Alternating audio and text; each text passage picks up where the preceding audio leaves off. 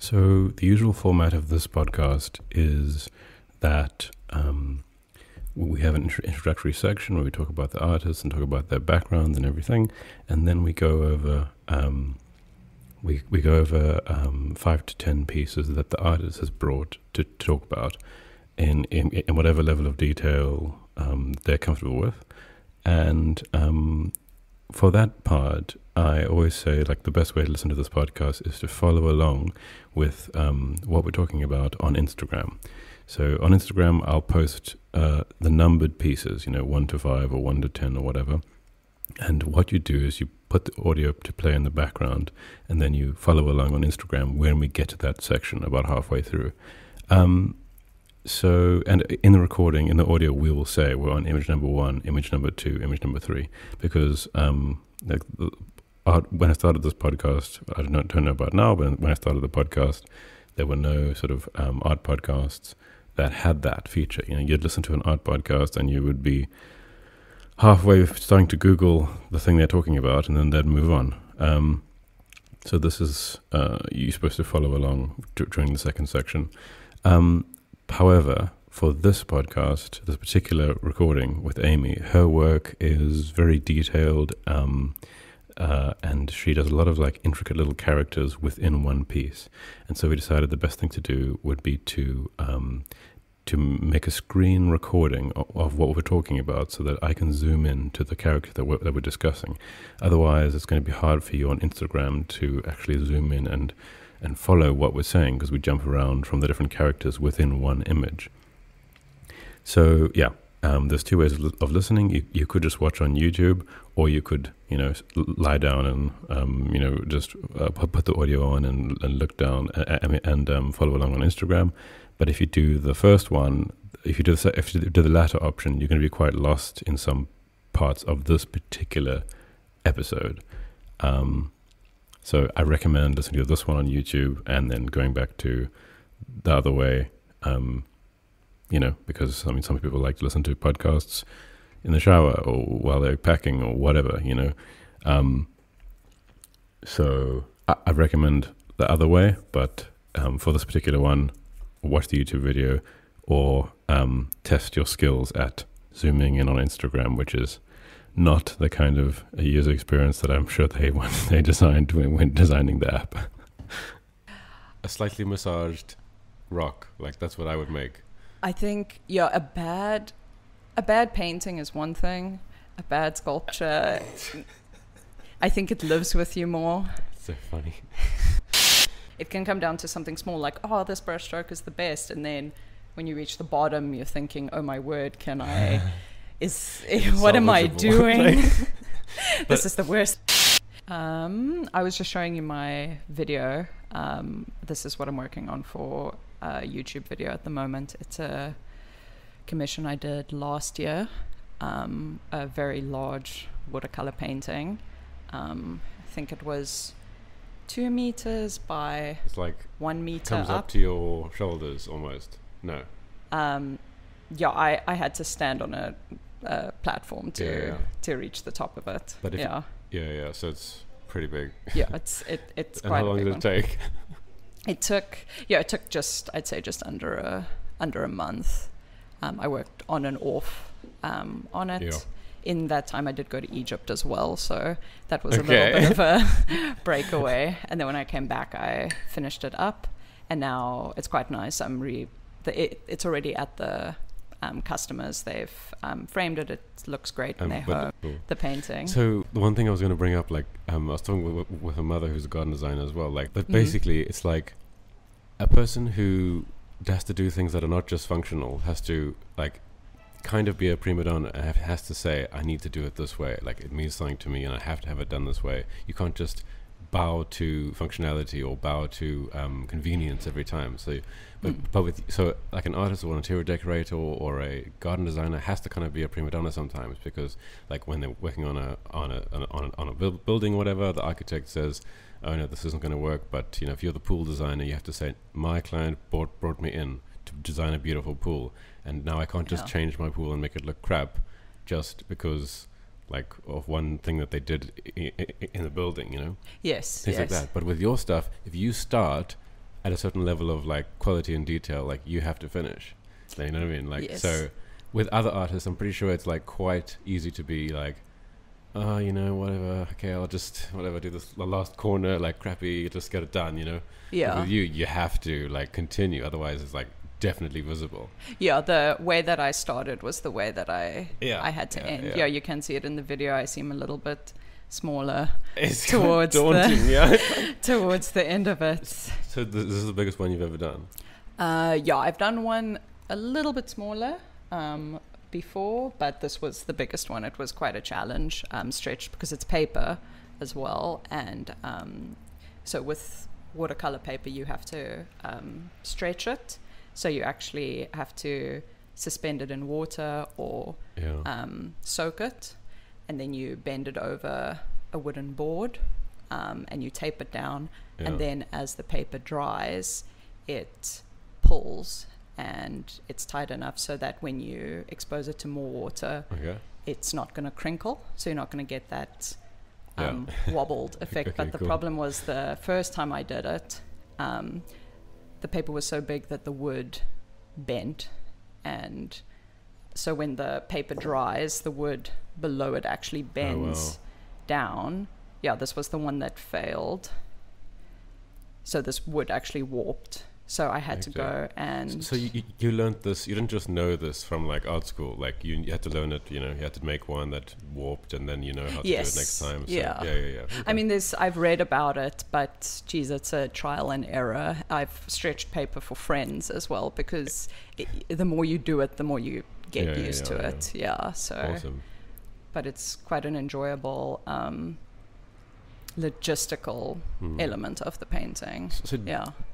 Do you, because I guess the only way you could skimp out on your stuff is to do characters, because visually if you look at it, you can't, you know, you can't sort of do one corner bad, you know, because you'll see immediately. Yes. So the way you would skimp out is to not put so much effort into thinking about each character, because all your characters, you know, like have thought into them, you know. Yes. Yeah. Oh, you mean... That's the way you would skimp out if you wanted to. Yeah, that I had maybe a repeating character or something. Yes. Like in the Game of Thrones show, like often like if they have a city, like if you pause it, you can. It's just an example. Game of Thrones show, like you can see like many buildings that just copy pasted like in the background. Yeah. CGI. I do not have the luxury of the CGI. Yeah. But I have been asked that before, if any characters repeat in the work, and maybe because everyone has a style, you'd say, oh, this face looks close to this face, but generally not. Yeah, I don't repeat anything. Yeah. So, what's more important? If you take we'll get onto the pieces and everything later. Okay. We'll get onto your background a little bit, you know. But if you take the broadest definition of both, that's a question I was thinking about like 2 days ago. If you take the broadest definition of both, what's more important, science or art? My humanities brain is going, well, at one point they were both considered the same thing, and well, that's part of the discussion. Like, yes, what is art? Yeah, what is art? Why did philosophy and science have to split apart? And what is important? You weren't expecting a question like this, eh? I'm just getting flashbacks of of what? Of art school, having to like of essays. Of essays, yeah. But yeah, that's such a, because I also don't want to cop out of it and just give you well, both are important kind of thing, but that is what instead of just saying science is more important, maybe you could say that science obviously will keep us alive, like, because without science we're going to kill this planet and we're going to die. Everyone's going to die.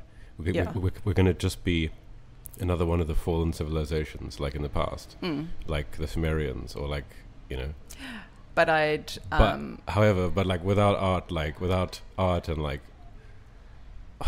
it's art very broadly, you know, without like pleasure, what's the point, you know? I actually thought in my mind art and creativity, and I think creativity is very important in science. So that's maybe where I saw the two kind of married or working well together. It's important, but what separates them is the thing before I was talking about. Like with art, you have to be like, no, I'm doing it my way, and this is going to be great, and whatever, you know. Yes. Like, and it's not like if you're designing a Mars mission, like you have to make every piece has to be designed exactly how it's going to be best functional, you know. Yes. You know, they can't just be like, ooh, I want to make like this wheel like slightly different shape. It has to be like the lightest, most strong shape for the wheel, you know. Yes. Whereas art, you kind of have to go like, I don't really care, I'm just going to do my thing, like what, no matter what, like. Yeah, I mean, science is extremely important. Science is what, it keeps us alive and everything. Without science, we would have died already, probably. Like. Yeah, but art is the thing that I think also just keeps creeping up when times are very tough, and we're focused on the practical, we're focused on the science, like fixing things and stuff. Art then slowly bubbles up, and I think it's part of, I don't know if it's a binary of one is more important than the other. I don't know if you can kind of compare them like that. I think art is something that we just always do, and it just always is. Yeah. My mind immediately goes to, okay, let's do an A/B test. There's no art, it's only science. Like, it's only, everything's the most efficient way possible. Like, we don't care about aesthetics at all, basically. But obviously, we're grouping everything else into art, like pleasure. What's more important, efficiency or pleasure? Like, you know. I mean, that also becomes an aesthetic. Exactly, because efficiency is kind of like. Yeah. But it serves a goal, like. You know. Yeah, but it does still become a look.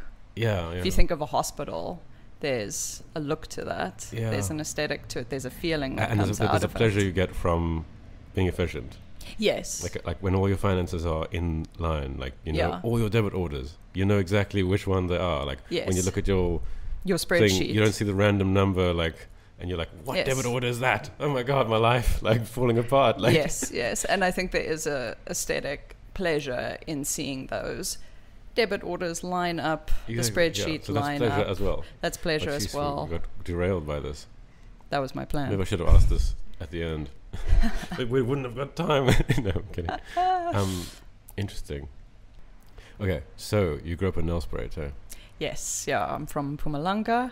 I grew up on a farm there, and I moved down to Cape Town in 2014. And you did the normal UCT art school thing? Yeah, I went to Michaelis and did 4 years there and studied sculpture, actually. So that was so much fun the sculpture to do. It's crazy. Like, I really respect it, but it's a fierce discipline. Yeah, it's crazy. And it was lovely to do in a university setting because I couldn't see having access to that kind of space otherwise.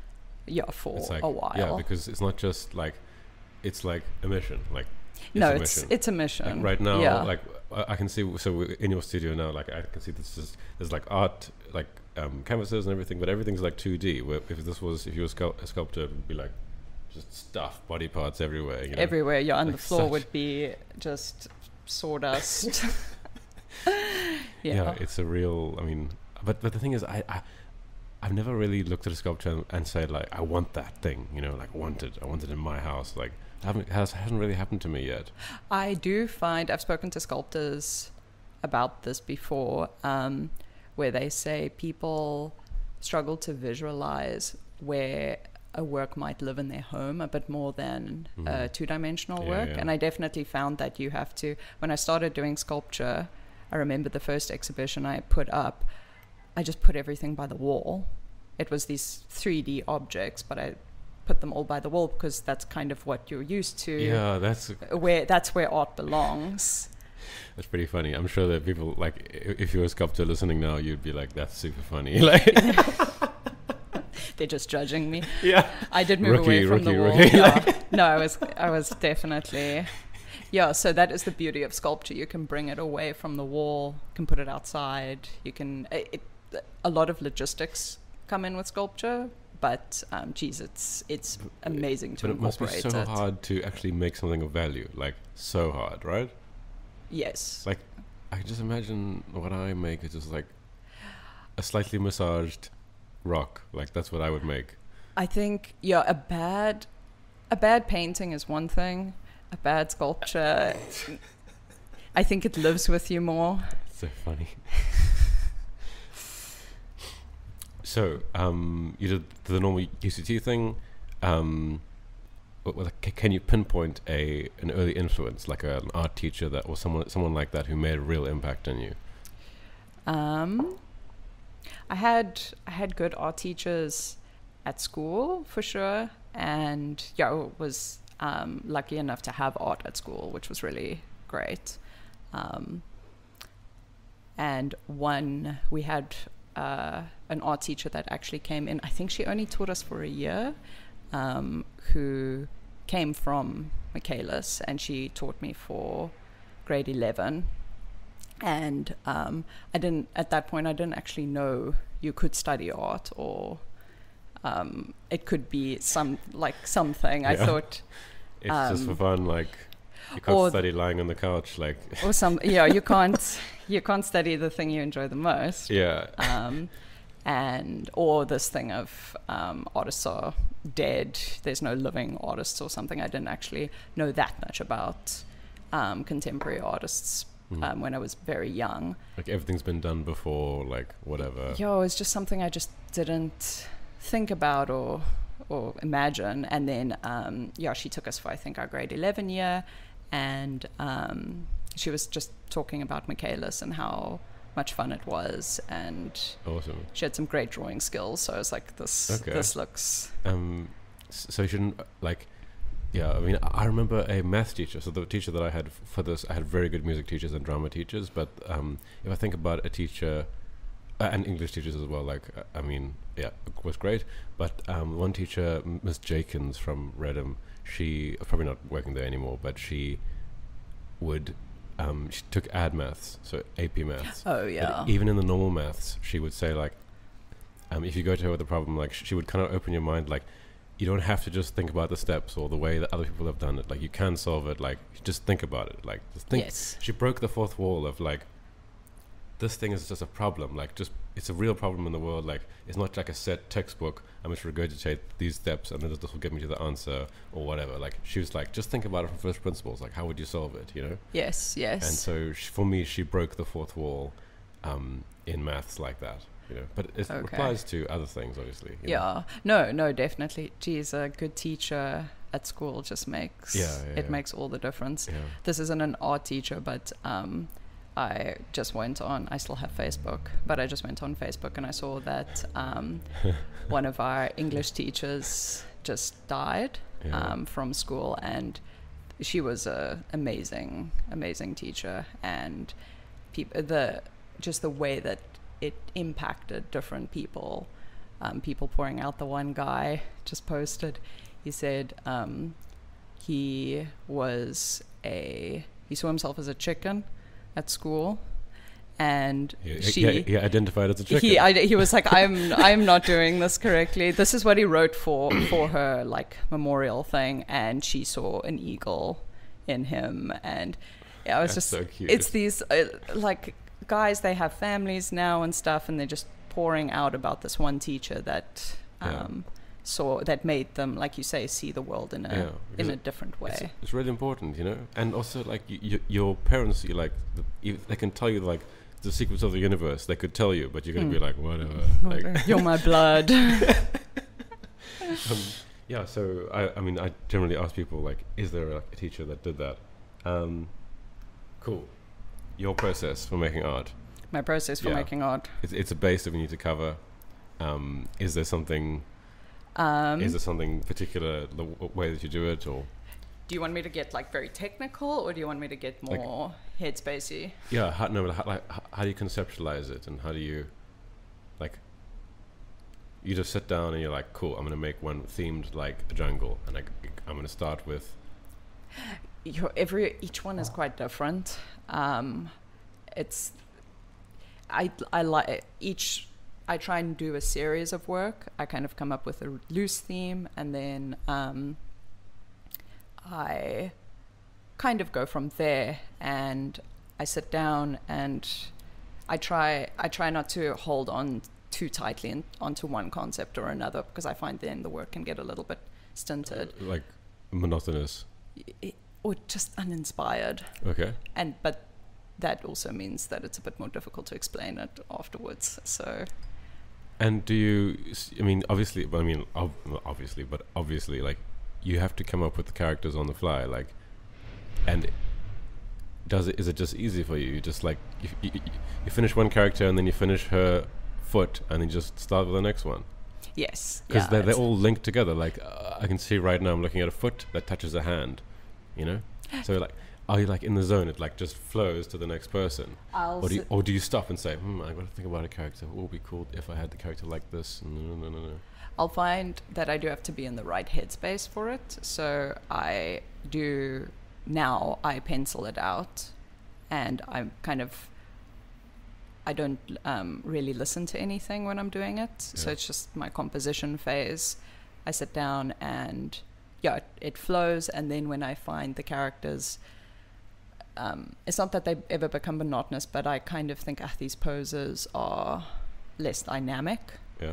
Then I take a break. I don't want to. I'm very cautious to get into the point where it's.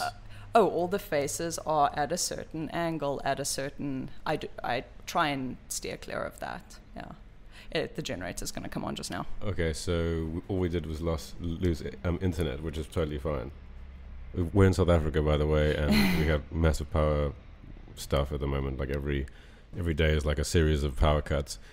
But we do have a basement generator that will kick in. But we'll be fine. I'm pretty self-sufficient, either way. Like, it's going to be fine. And this has anyway, whatever. So with coding, like, I can spend 2 hours coding and I can get so much done because I'm in the zone. Like, and I feel like it. I mean, stars are aligning and you're just like, yes, you're just in the zone. Like, and then sometimes it's just like, I don't have the strength to conceptualize this, because you have to hold a bunch of stuff in your head. Like, when you're coding, you need to be like, well, not always, but most of the time, like, you're like, how's this going to fit in with the database structure? Like, blah, blah, blah. Like, you need to hold a bunch of stuff in your head at one point. And like, doing that is quite like taxing. So you have to be like in the mood, and coffee really helps. Coffee is obviously crucial. Yeah, it's like almost crucial. But when you're uninspired to code, it's like as difficult. It's like, it's like dragging yourself along, Yeah, so it's just kind of the same, right? There we go. Because I can get, I'm pretty sure you're going to say it's the same thing, but I can get in 2 hours done. Like, I'm not being a prima donna or anything, but like 2 hours is worth, like, some coders are like, I go surfing in the second half of the day and it refreshes me and I can whatever. I don't do that. Like, I code like the whole day. Yeah. But I can understand what they mean. Like, if they do 2.5 hours of like constructive in the zone, like all their chemicals are aligned, like everything is, stars are aligned, like that 2.5 hours can be like the best work that you'll do, and it can make up for like, it can be like the equivalent of a whole day of just like lethargy, like, I don't really know what I'm doing, like, yes it's like that, right? Definitely. I think that's how Seinfeld writes as well. He has that same thing where it's small patches of writing, you get far more quality than just, okay, now I sit here and I work for hours and hours. It's not it's a higher order thing, like creativity and coming up with it, because like, I don't know, like, would you sacrifice, if someone said to you, like, you could have 2.5 hours in the zone consistently every day, but you have to sacrifice, like, so if someone said you can only, I'm like, what am I sacrificing? You're sacrificing. So if someone said to me, like, or what, coffee or something? No, I wouldn't say this. I wouldn't say yes to this. But I can understand if I were going for maybe total output of in the zone code lines of code in my life. Like if I could flip a switch and someone said to me, a genie in a bottle said, you can code for 2.5 hours in the zone at your peak performance every day consistently, but you can only code you can't code any other time. Like, I would definitely not do that. I wouldn't say yes because I love coding, but yes, but I'm pretty sure that if I said yes, like, or maybe a little bit more, maybe 4 hours or something, maybe like 2.5 hours is not enough, but if someone said to me, I could flip a switch and you could get in the zone instantly and be in the zone for 2.5 hours every day with no fail, like if you're sick or whatever, I'm pretty sure that at the end of that, if I did 30 years of coding now, I would have more awesome lines of code written than if I didn't. Yeah, no, and I'd say that that's probably the case as well with art as well. If you're in the zone and you make it, then it works perfectly. I guess the problem with art is sometimes some pieces do take longer. I think of maybe a printmaker or something where the actual physical process would take a while, but I'd say that a lot of printmakers wouldn't want to compress that process because the length of time to create the work is what actually makes the work interesting sometimes, because you spend a couple hours, a couple days on something. So yeah, I would never take that. I would never say yes. You wouldn't say yes to the... Yeah. Because I don't just do it. I mean, it's loads of fun, you know. Like, it's not just to get it done, you know. I'm the same with painting and drawing. So coffee helps. Yes. Have you seen, obviously, well, you probably have, like, there are, like, spiders doing their webs on various drugs. Yes. And so don't you think, like, your art will be different if I'm not on coffee? Because the coffee web was like terrible, and the acid web was like amazing. The coffee web was pretty good. I thought on all the drugs. Okay, the way I tell the story to other people. Okay, well, the coffee web I saw was tragic. It was just like it was like very tight. And but it was like totally. It was the acid one was like perfect. Okay. The coffee one was like lots of different connections in different weird places. I think I liked that aesthetic. Was why I thought it was perfect. It hold together quite nicely. Yes, you know? Yes, yeah. And the weed one was like, whatever. I can't be bothered doing this. Ugh, whatever. And what, like the heroin one was just the single line. I remember that one. Yeah. So the coffee one works for you. I thought that was the best web, and that's how I tell people when I'm justifying my coffee habits, is that spiders do best on coffee. I mean, it happens in a lot of disciplines, but with creative stuff, you kind of have to believe in what you're doing. So was there a period where you didn't really believe in, like, you weren't confident enough in your own abilities, or you didn't believe in what you were doing, and then something happened, or time passed, or you got good enough, and then suddenly there was a switch to, like, I know what I'm doing, like, this is going to be, like, I'm on the right track, like, that confidence, like, because I'm thinking of like a new artist, you know, like a very new artist, they're doing the art thing, like, and when did that happen for you, and if it has happened?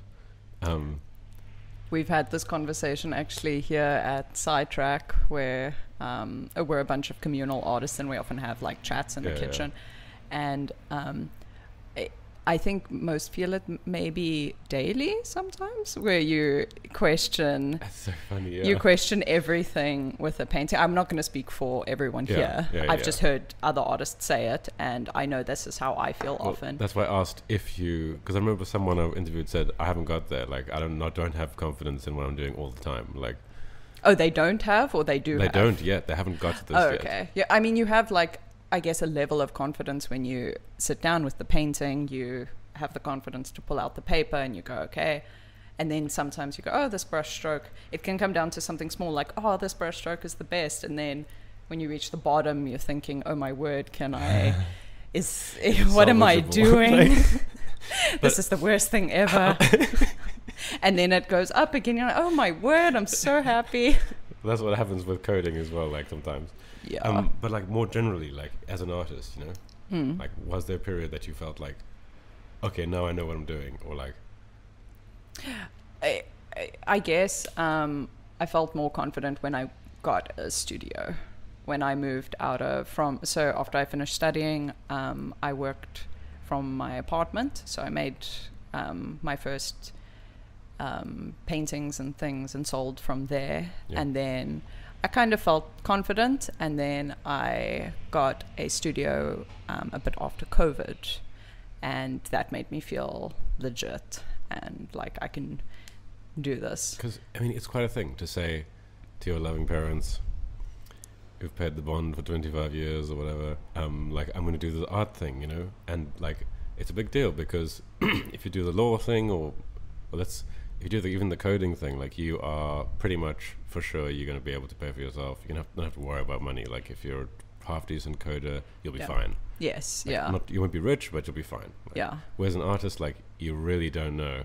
Yes. You're really not sure. Like, yeah, and a career can have so many ups and downs in this same and someone might space say, oh, but you can, like, work at a gallery, or you can, like, do other things on the side until your art works. But the thing is, doing art, you're forgoing that time, the opportunity cost of learning some other hard skill, like coding or something, you know, whatever. Yes. Like, you're foregoing time.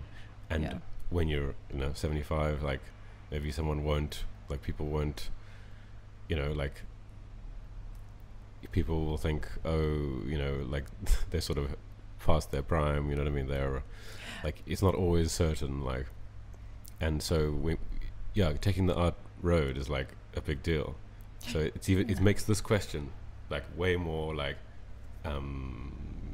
dire, way more, like, what's the word? Intense, like, this question of, do I believe in myself? Is it going to be okay? Like, yes, yeah. Is this going to be worth it? I will say it is quite amazing to see older people picking up art in the later part of life. I guess the stakes are different then, but I mean, maybe you've had your whole career or something, but we just had a few. I feel like I'm talking so much about studying. It's been a while since being at uni. Me too. Holy crap! It's been a long time.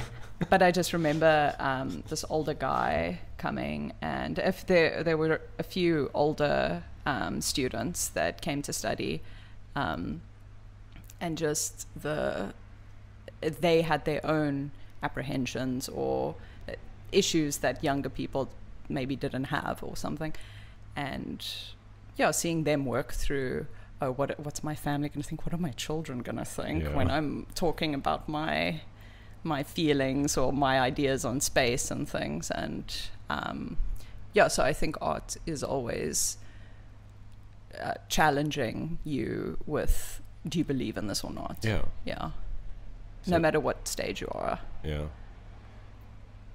So, like, shared studio space, pros and cons? This one is amazing. So that's kind of vibe I got. Like, it's cool if the people are cool, but if people are not cool, then it's kind of crap. Like, then it's kind of... I also think because how we have it set up here is we've got different rooms. You each have your own nice big room. I have been in a space before where it's maybe a few artists in one room. And listening to different types of music. Yes. Like, no way. That's so funny. You're listening to a podcast and then your studio mate puts on Love Island or something, and you're like, this is interesting. That's so funny. So does it homogenize your views on things and your, like, do you feel like, I mean, your art is, like, very unique, but so I guess it wouldn't homogenize you with other artists, like your art output, but do you feel like it does that at all? Or does it cross-pollinate or homogenize? It probably cross-pollinates more. We talk about a lot of logistics and things, and get each other in for feedback, but it is amazing how many different artists can exist in the same space, where it's abstract artists, it's illustrative, it's all sorts of different people. So I think if I got influenced by an abstract artist, but I kept doing what I do, which is more illustrative, that cross-pollination wouldn't be that obvious. And then also just seeing what other people do and, like, just being in, like, feeling like things are progressing, not just at home, like it's very, very isolating, Yes, yeah. It's not to mention all the water cooler conversations that happen, like, oh, where do you buy brushes, something like that kind of thing. Yeah. How do you feel about that with coding? Because that can also be very isolating. Yeah, I don't exactly know how I feel yet, because I love just go in the zone. Like, don't bother me for like 6 hours, If I'm in the zone, I'm like, whatever, like just everything. I don't care where I am. I can be in Zanzibar, or Kazakhstan. I can be. Well, I remember being in Zanzibar. It was so hot. Like we were all in a room, like coding with my previous company, and like like pajamas. Like underwear, because it was so hot. Like, and I was in the zone. I don't care, whatever. Like, whereas other times it's really cool to be like with someone. Like you're in like even a co-working space. Like with someone else, and they. Like you're kind of egging each other on to come earlier and leave later, Yes, definitely. Like that kind of thing. You can't just be like, that morale or accountability partner or something. And the separation between home and work is kind of cool. Oh, that is really nice. Yeah. But for me, it's all about getting in the zone. It's like sleep is for me as well. Like if I can get to sleep, I have trouble getting to sleep, but if I get to sleep, I'm gone the whole night. Same thing with coding. If I get into the zone, that's it. I'm gone, like for 6 hours, like whatever. And then you almost feel, well, at least I feel this way, quite precious about that zone. Yeah. I've stayed here so late sometimes, and then my partner messages me and he's like, "Where are you? We need to. It's dark outside. What's going on?" Does he have a normal job? He's also a coder, and he's got an office space and he works from home as well. So, but he is at home before the sun goes down. Yeah. It's funny. What was I going to say? But getting into the zone can be difficult sometimes, but coffee really helps. It's a good move. Yeah. Do you think that's why you're struggling to sleep?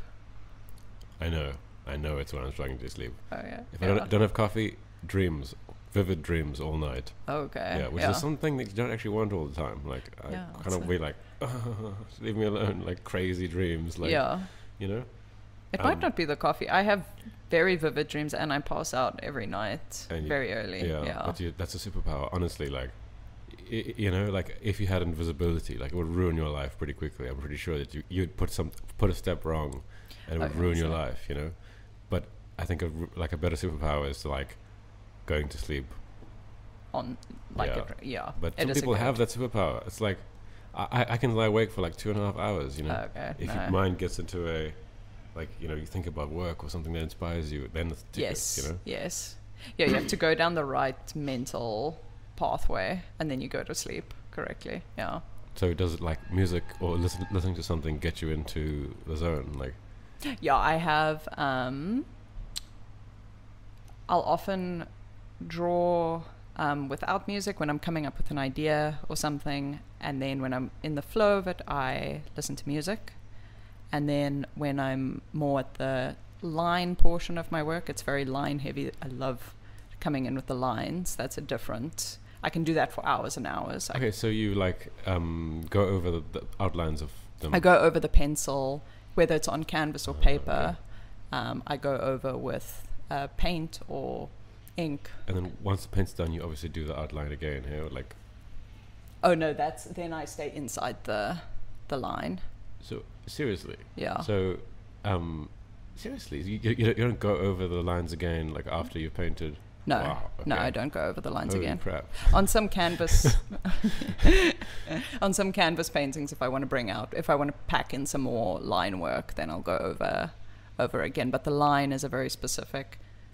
With lines, I kind of listen to podcasts, burn through podcasts, and then when I do color, then I do audiobooks, and that's kind of my ritual. Awesome. Of work and listening. It gets you in the zone, like, because your body knows, like, the power of habit is such a crazy thing, and it's really important for, like, obviously we sound like prima donnas to someone who's like a plumber right now, because he just does the work. He just comes to work and he's there. They sometimes have to get in the zone, You think? Yeah, for sure. Okay, well, not a plumber, but anything where you just like, you rock up to the meeting and you have to do the meeting. But if you're alone and you have to conceptualize things. Like getting in the zone is not so easy because like if there's someone on the other side of the meeting wanting something from you, like you're just in the zone. But if it's like you got 6 days to do whatever, and like your deadline is like in a week, you know, then like to get into the zone is like kind of difficult. It's like saving money. It's like that it's not tomorrow, you know.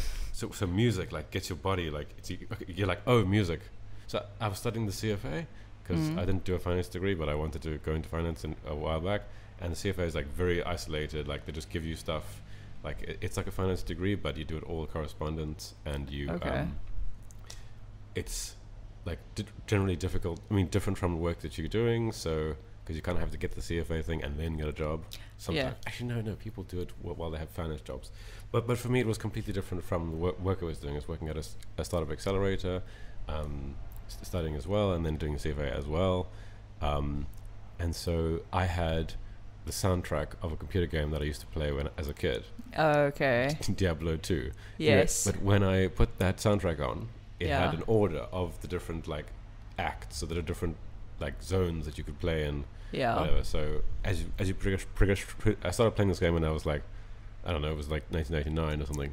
That was my most ever played computer game ever. So I know the music very well. So I know the progression. I used to put that music on, and then it gets me into the zone for studying. Yes. My body would go, oh, it's study time now, like, and just be like, cool. Go into it. Yeah, there's a lot of power in that. I was listening to an interview with a chess player. Yeah. Don't remember his name, but he said he's a master chess player, and he said before every game, Hans Niemann. I think Hans Niemann is the one that had all the controversy around him, and Magnus Carlsen. No, it's not. He's not got a very famous. I hadn't heard of him before, but I just thought it was interesting. He plays. Is it the Rocky theme tune? He plays some like very pumped song, funny. Which sounds so cheesy before every match. But he said it just could switch him on to it immediately. And in the beginning, maybe it doesn't carry as much power. But if you keep doing it again and again, it weirdly switches it's like something on. Running in the morning or going to gym and stuff. Like, I mean, I have been in times in my life where like I get antsy if I don't go to gym. Like I just have to get up and go to gym. Like it's just. Oh, definitely. It's part of, and if you don't do it, you feel weird. Like it's like, what's going on with my life? Like my life is falling apart. Yes. If you've had this routine for so long. Yeah. And then so it's like really powerful, you know, and it's really important for people. Especially for to get into the zone, because that's when that's your value, you know. Yeah. Yeah, I think it's even more exaggerated with athletes because we associate that intro song with fighters or something, and it is like a body-mind connection that music can kind of bring out of you. Yeah, definitely. I know when I go running or something, I've got certain songs, certain tracks that, it just flows perfectly. So this is a question that I ask everyone because I think it's really cool what different people think.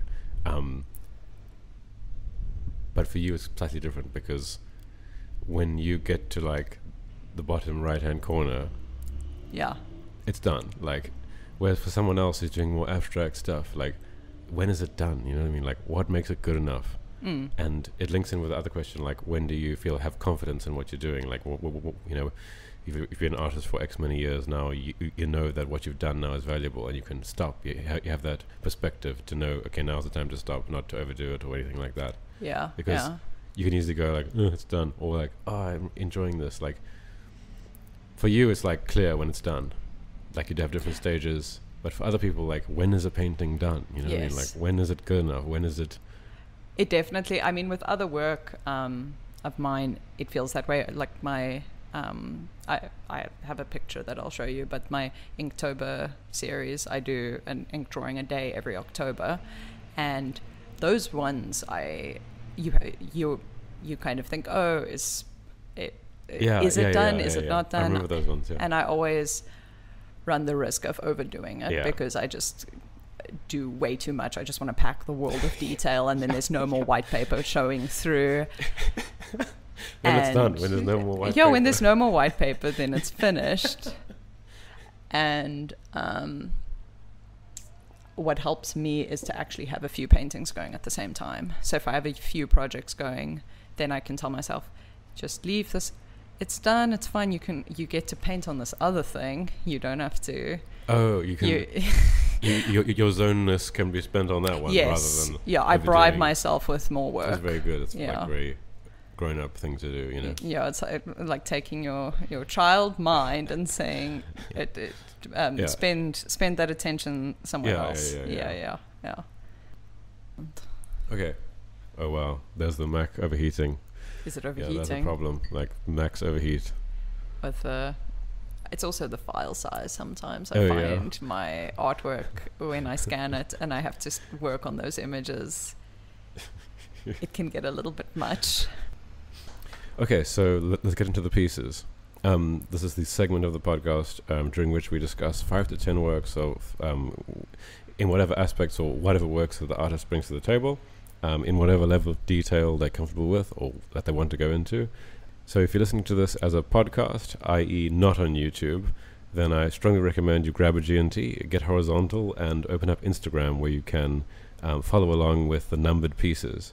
In the image descriptions, there'll be a number, and as we talk about the piece, we'll say this is image number 1, image number 2, image number 3, so you can follow along with exactly what we're talking about at your own pace. But if you're watching this on YouTube, you don't have to worry about anything because it's video with like slideshow. So you could check out the Instagram. The Art Investor is the handle, or you could click in the link in the description of the YouTube video. Great, so let's get into image number 1. This one is Blue Companions, and I did it, when did I think this is a year or so ago that I did this painting. It's not part of a series or anything, it's a standalone. It's a watercolor, and kind of the concept here is each human has an animal. Yes, you remember. Yeah. I'm glad it had an impact.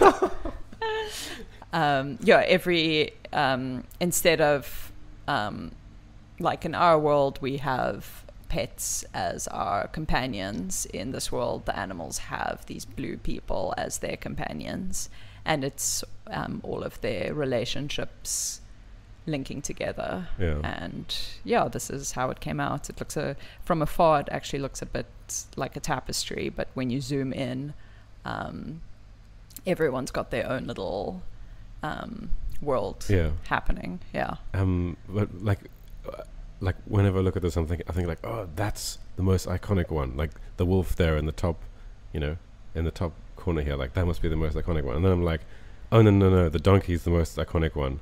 Whenever you look at one, you think there can't be another one that's that cool. And then you look at this and you're like, holy crap, this is the coolest one. This, the 3-horned rhino, and then they lead into each other as well. When you look at it as one piece, it's like, wow, okay. But then when you go into it, you're like, you just immediately linked to something else. Like, oh, this is cool, and then you're like, oh, that's cool. Like, So I really like hearing from people who do have my art in their home, and then I don't know, like a month later or something, they say, oh my word, I saw this thing for the first time in it. And I really love hearing that, because I think these paintings, they might be a bit difficult to show sometimes, because if you look at it with a cursory glance, you might not take in all the detail, but if you live with it for a while, then it kind of unfolds. Obviously, what springs to mind is Hieronymus Bosch. Yes, Each little, like the Garden of Earthly Delights, like each little section is like a puzzle, and like you can find new things in it. It's Hieronymus Bosch meets Where's Waldo. If you think about it. Yeah. I was gonna say Where's Waldo, but I didn't want to be insulting, like. No, I love I had so many Martin as a Hanford, kid. Like it was funny how interesting, how much fun that was. Yeah, and I mean that is art. That Martin Hanford, he drew out all those compositions and everything. Yeah, it's those things are stunning. I love work like that. Yeah. So here's a good example, like this guy and the donkey, like there's clearly something going on there, and this woman was watching, like, yeah, I mean, like, crazy stuff, like, yeah, and so she's sort of like in a sort of, so you're thinking, oh my word, what's he going to say? Like, well, how does this, like seeing other people view art? Yeah, that is my great joy. For me, she's like looking, oh my word, what are they going through? Why is it so difficult? And they're sort of happy and content, Yes, yeah. Yeah, other people might see it as her having some angst, or I don't know. It's a little bit. I guess all art is like that, but it's a bit of a Rorschach test where you're at is how you receive the art, yeah, and what you think about exactly, it. yeah. But yeah, for me, it's, I mean, like, the more things that you've been through, the more you can see in things. Oh, that's a good. Yeah, definitely. So yeah, I mean, look at the donkey's face, like, it just, like hopelessness, or like that feeling of like you've done this a million times, but it's not going to be different. You know what I mean? Like, I also I do base a lot of the characters off of obviously things I see in real life, and I'm quite nervous of horses and donkeys. I've never trusted them, and I saw a horse, quite a large horse, actually hug a woman once. what do you mean? Like that, how that arm, the front leg of the horse goes around a person, and the like horse, and the horse rested their head on the woman's shoulder, and she hugged the horse back, and I thought that was actually quite beautiful, and you could see it was it was just a moment that they shared, and then that kind of came up in that relationship. So a lot of the things are snippets and moments I see in day to day, and then I kind of mind map it out here as well. Yeah. So I mean, this one is like really intense, and like some of the other ones are intense as well, and then you have like these ones which aren't as intense. You know what I mean? Like, this is just it's a more relaxed, unless you're talking to someone else and they're like, I love a brown fox dog. That's no. This is like but maybe because it doesn't have an eye, but this is more like I don't know, like a spiritual connection or something. Whereas this is like, you can see this donkey is like totally salient. Yes, they're having a full-on moment. Yeah. This is crazy. Like, this one's really cool, and this donkey elk. Oh yes, yeah. I love a hybrid elk for drawing. Yeah, I enjoy doing that. So unless someone was watching who wasn't paying attention in the beginning, each animal has a blue human. Yes. That monster that's kind of got its jaw open, that woman's gonna climb into or climb out of, depending on how you're feeling. It's a big inspiration for me is where the wild things are. Yeah. And I do sometimes see that kind of popping through in my work, even when I'm not thinking about it. And this one, it reminds me quite a bit about that. So awesome. Yeah, I've had other people also bring it up to me as well, that it reminds them of the illustrated book. Here's like a hybrid, it's very cool, with human legs. Yes. Okay, let's go to the manta ray. Well, it's not a manta ray, it's a shark, but it's one of those like bottom feeder sharks. Yes, those long-tailed sharks. So, did you get stuck with this at any point, or did it like flow very easily? This one flowed very well. The textures flowed nicely, because I kind of patterned a lot of them in, and I enjoyed that. Because animals have all this different camouflage as well, I found myself getting inspired by that a lot. If you look at the guy on the left, do you see the frog wrapped around his... Frog on the left. If you. Yeah. Oh, wow. Yeah, so I enjoyed kind of starting with the texture and then having an animal or a creature kind of pop out of that. Awesome. So that was quite a fun aspect of it. So who's paired with who here? This guy has, or this lizard has this guy. But there's these as well. Yeah, at the same time, it's not all one for one. Okay. Yeah, I don't go through and count, okay, this one. There's definitely more animals in this than humans, I'd say. Okay. I guess it's creatures looking for a companion. Yeah. This is very cool. What's going on, do you think? Well, it's what do you think is going on? Like he looks very like circumspect about whether he's going to be able to tame this thing. So you think it's still humans taming the no, animal? just in general. Yes. Like he's like, calm down, don't kill again. Don't you goat lamb hybrid. Yeah. Super cool. But you can go through this for hours and like look at each thing and just think about what's going on. I think that's why I bring up the where's Waldo thing. I know people don't want to necessarily compare the work to that, but I really like that. I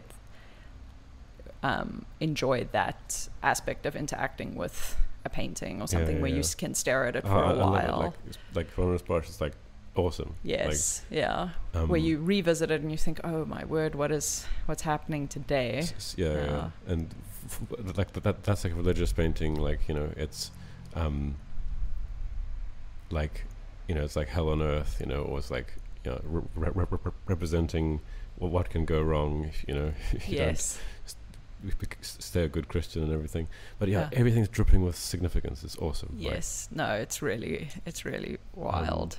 So I really dig that, like intellectually, like as well. So when I can see that the artist has put thought into it, the other thing about like AI art, like cool and whatever, but it's like AI comedy. It's like, you might find it funny, but you're always going to find an AI comedian might be more entertaining than a real comedian, maybe one day. Yeah. But it's always going to be funnier when like it's a person and that they've gone through that, Yes, yeah. I actually find it funny that the last time we spoke, it was before AI, but ChatGPT. We were talking about, because it was happening with musicians. Oh yeah. At that time, they were doing recreations of like Amy Winehouse or Kurt Cobain and things, and you're like, is this a lost song? Or people are saying it can actually sound kind of similar because they can make a new song out of it. Yeah, they can make Elvis sing something. Yes, something like that. And now it's happening with art. Yeah. But for me, it's like, I don't like cool. It's capable of cool things, but I want to see a person's journey in it. Yes. You know what I mean? Yeah. There's a whole lot of feelings around that. I love that rabbit in the pocket in the middle. Oh, this one. Yeah, I was so happy with that rabbit. The lines just matched up perfectly. I really enjoy stuffing my characters' pockets with things. I think there's something really whimsical about it. Awesome. Okay. She's got an extra animal, like a backup. It's a backup. You can see that rabbit feels very underappreciated. Yeah.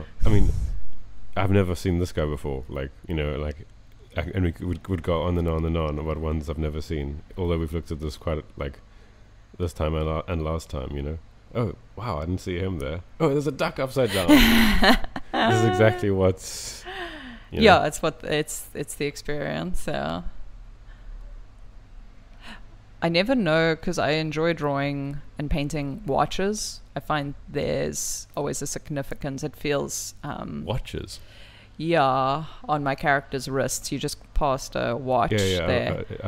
I can... Oh, there, yeah. Yeah, there's some significance. The time I put in, and also because I video all of this and I do time lapses of it, so I'm very aware of how long it's maybe taking. I love pouring hours and hours into it.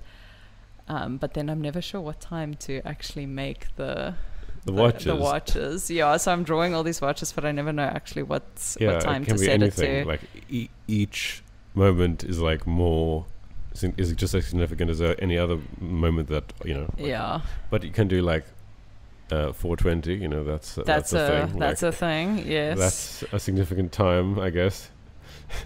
A lot of people that so funny. A lot of people that have done mushrooms have also connected quite a bit with my paintings as well. Wow. Yeah, so they might really like that. Yeah.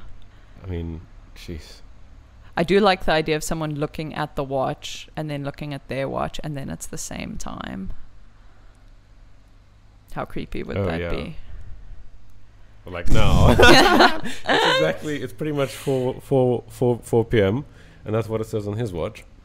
Yeah, it's like 5 to 3, I'd say. Yeah, maybe. Yeah. Okay, awesome. So this has been image number 1. Yeah, we could go on and on. So many cool things. But yeah, let's go on to image number 2. Okay. Yeah, so I thought I'd include one of my ink drawings. This is it's a A5 size, so it's quite a small drawing. It's part of my Inktober series. I do Inktober every year in October, where I do an ink drawing every day for the month of October, and it's so much fun. And this is one that I created, I think, 2 years ago. It's called Fiction, and the subject's always very light. I kind of come up with a theme on the fly on the day. I'm thinking what's interesting. You kind of have to. I enjoy the challenge of it. But there's some people who plan each one though. Like the traditional Inktober, you get a list. So there's an artist that posts a list, and so 1st of October is crystals. 2nd of October is bunnies, or something. Some of them have come up with really cool lists, but I just really like coming up with something on the day. They vary from piece to piece, but they're all the same size, and it's all ink. So it's like a celebration of ink. I mean, like that forces you to get into the zone, you know. Yes. Unlike a piece that stretches over three weeks or whatever. Definitely. Like you have to do it now. Just get it done. Yeah. And you have to finish it. And it has to be convincing. Yes. Yeah. You have to like it. It has to be. So it's a very, very good exercise for, you know, people, especially like people starting out drawing or whatever. Definitely. Yeah. I've told people even who have no interest in doing art professionally to give Inktober a try, because it makes you look at the world a little bit differently. That could be something that I can draw. Like, yes, what I see yeah. now, like, if you know Inktober's coming up, or you know, I have to come up with a drawing tomorrow. Yeah. You look at stuff differently. You think, oh my word, can I incorporate this? Can I use my friend's face for this portrait quickly? Yeah. Or but it's a real skill, and especially a skill that people like creatives have to develop. Like I remember being at music college, like at music university at UCT, and I remember writing pop songs in my spare time, because pop songs are like quite a cool exercise. Like they have to adhere to some structure. Like it's not just random. Not experimental. Yeah, like they have, and certain things can work, and one little lyric can change the vibe, and then like it doesn't work as a pop song anymore because it's like lame, or you went into too much detail, and then it's like, what? Yeah. It like gets you out of the zone of a pop song. So it's quite like pop song's a framework, and you have to put convincing stuff in there. But anyway, I would write lots of cool ones, like, and then I get to like intro, like verse, chorus, and then I wouldn't finish it, you know, like, well, not cool ones. I mean, they weren't that cool, but whatever. But so you wouldn't, so you'd get quite far along, but then you wouldn't. Finishing songs, you know? Oh, okay. Like, it's so difficult, like, to finish something, and like, yes. The same thing, like, Inktober could be done for songwriting, you know? Oh yeah, like just write a song, and finish it, and that's done. It has to be done. Yeah, NaNoWriMo also exists for writing in in November. So I think there's a goal. I've known a few writers that do it where you, there's a calendar there. That's why I'm staring off into the distance. But I think you write a set number of words every day for the month, and then you have to have a novel done at the end of the month. Yeah, so it's like a training thing. And it can be shit, but you have to have it. Because it's like, art maybe should be the one domain where you're allowed to just do whatever.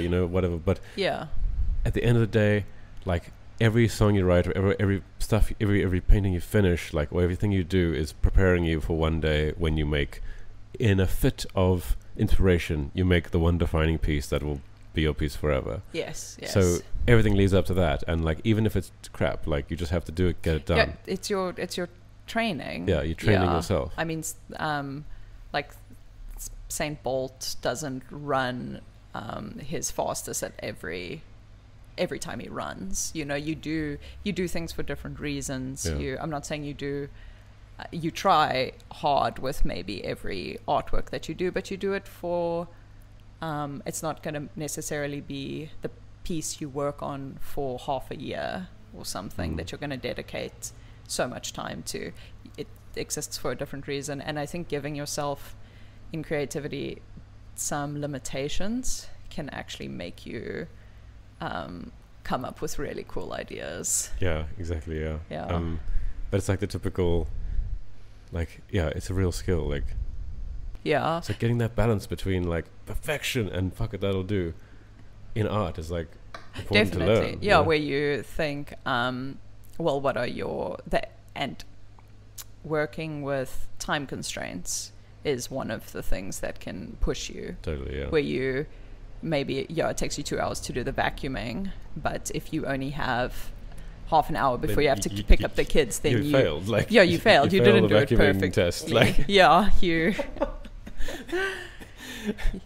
Okay, cool. Image number 3. Yeah. So this is part of my Cityscape series. I did this it's also watercolor on paper. I did it during COVID, actually. The series began. I live in an apartment in Cape Town, and when the shutdown happened, no one was on the streets, obviously, but my neighbors were just really interesting to kind of watch from afar. They started growing plants and doing ballet and just having these micro worlds in their living rooms, and I kind of liked the idea. Yeah, very funny. Yeah, I remember that. Yes, yeah, all that's such a specific time in history now, to remember that. I lived right by UCT, and like Rondebosch or so? Yeah, Rondebosch, but the right side of the tracks, like the UCT side of the tracks. Yeah.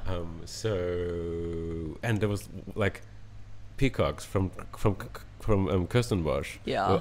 Up and down my street. Yeah.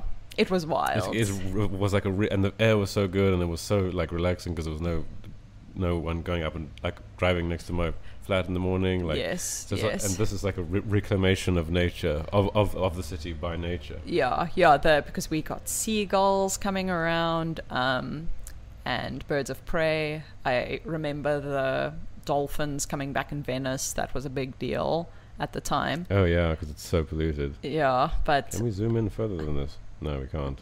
Can you not go? We can. Yeah, we can. There we go. Yeah. So yeah, like the trees are growing around like kelp, Yeah, So it's kind of this one I called City of Tree Houses. There's different cityscapes in the series, but this one was kind of the idea of and there's a view of someone's, someone's acting chair where they're reciting their monologue because they decided that, it's COVID, I'm going to become an actor. Yeah, I'm gonna there. Yeah, that's exactly what people witnessed. Epic. Super cool. Look at this like outside balcony. Very nice. Yeah, a little patio that. setup. Yeah, I remember because we do have a communal parking lot, and we'd go jogging there when we couldn't go outside, and people were just doing the strangest things in their own little parking bays. Yeah. There was this couple that took up ballet. They wore full-on ballet gear and performed ballet. Where on the tar? On that concrete surface. They were like, this is my time. So funny. Yeah. So, I mean, a lot of negative happened during COVID, obviously, but so amazing. Like, I just like no social responsibilities, nothing. I loved it. I didn't see anyone for like a month and a half, like something like that. You know, so it's such a specific time that a lot of us did live through. So I kind of wanted to capture that, and so all these a lot of these paintings were made me sitting in the apartment and kind of coming up with these scapes. So for me, like, I have very like I like to structure things when I want to do something properly. I like to structure it in my head. So when I look at this, it's just like I must just give up. Like, I must give up trying to look at everything, because there's no ways I'm going to look at everything. There's no ways to even keep track of looking at everything. So my mind just goes, is it something? There's this, like, just my focal point is just completely moving all the time. It's never stagnant, and when it's stagnant, it wants to move almost immediately.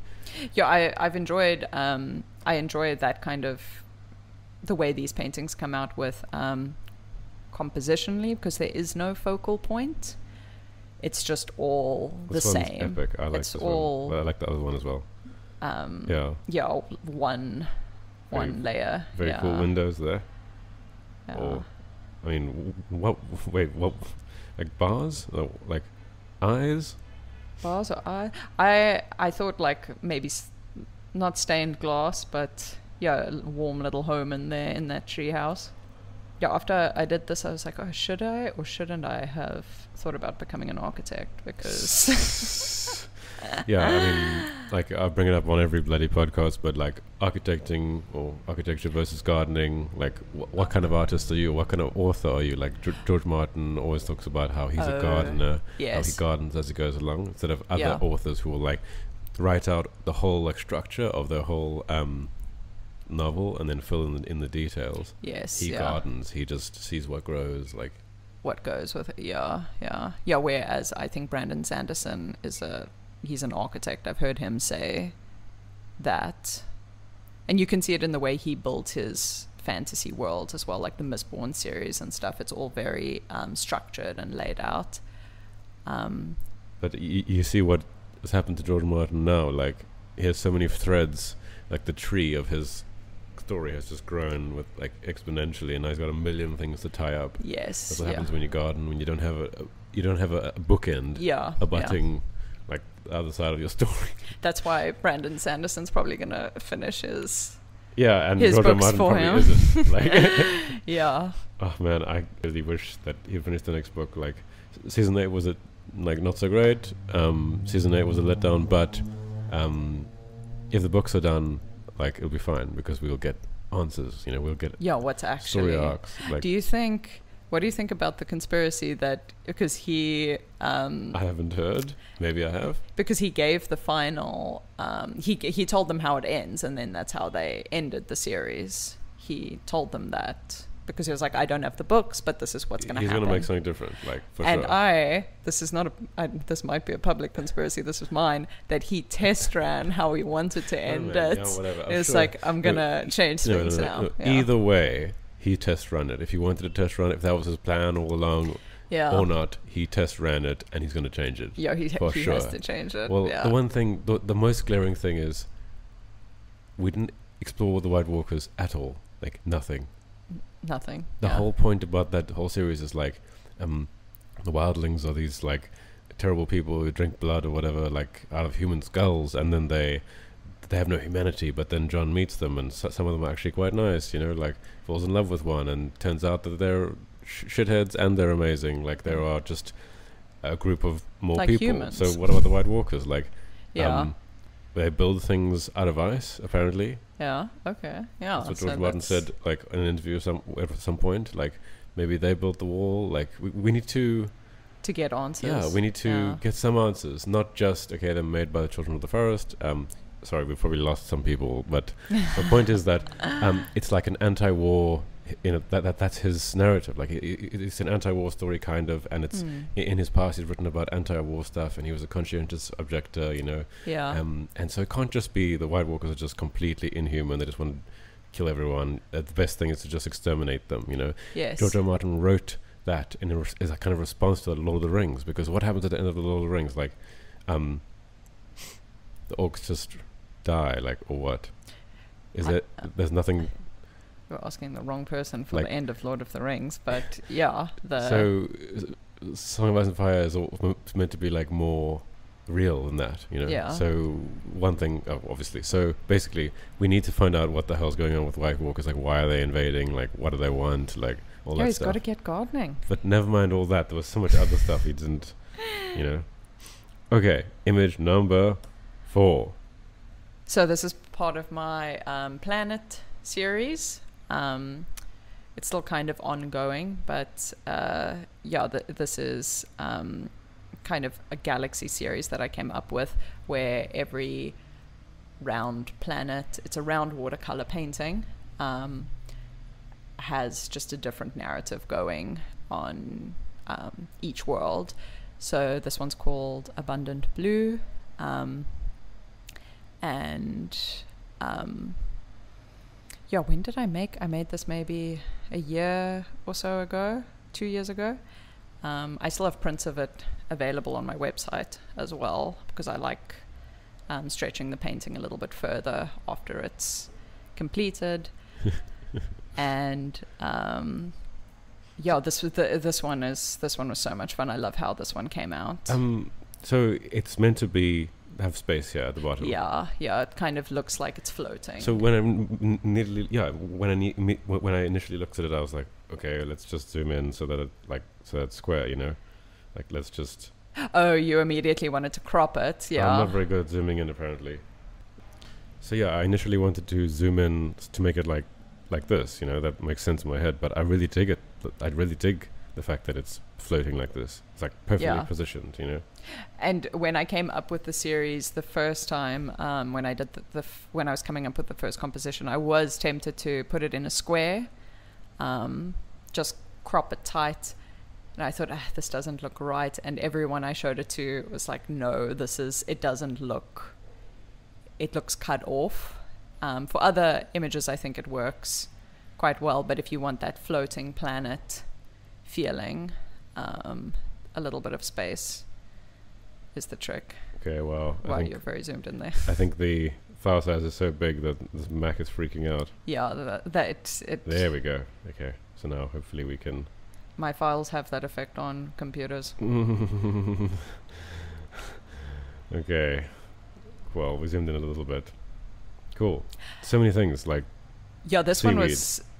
Because usually the planets have a little bit more of a narrative. I've got another one called like Crustacean Cavalry that has all crabs, and it's a bit more focused on that.